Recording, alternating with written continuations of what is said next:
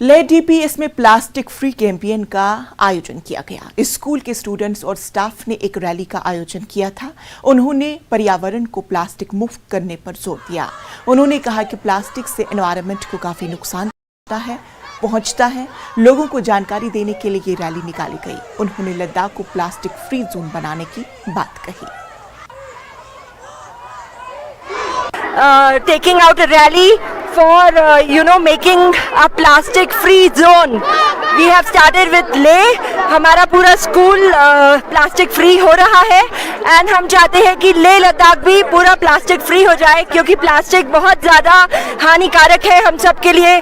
क्योंकि वो जो वेस्ट इकट्ठा होता है वो नदियों में जाके इकट्ठा हो जाता है। जैसे यहाँ बहुत सारे टूरिस्ट आते हैं तो कई बार ऐसा होता है कि प्लास्टिक की बॉटल्स, के चिप्स या जो भी चीज़ें हमें मिलती है वो नदियों में इकट्ठी हो रही है, जिसके कारण हमारी जो मेरीन लाइफ है वो खराब हो रही है। हमारे जो प्लांट्स है, एनिमल्स है, हम खुद, हमारा पूरा एटमॉस्फेयर खराब हो रहा है। तो आज हमारे डीपीएस के बच्चे आपके सामने नो प्लास्टिक, से नो टू प्लास्टिक का नारा लेकर आए हैं और हम चाहते हैं कि एंटायर लेह प्लास्टिक फ्री बन जाए।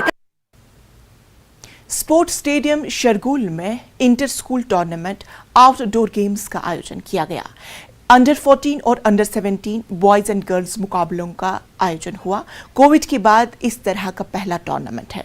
जोनल फिजिकल एजुकेशन अफसर शरगुल ने इसका आयोजन किया है। पहले दिन वॉलीबॉल, हैंडबॉल और एथलीट्स मुकाबलों का आयोजन किया गया। प्रिंसिपल आई नामगियाल और ZPO मोहम्मद सादिक भी मौजूद थे।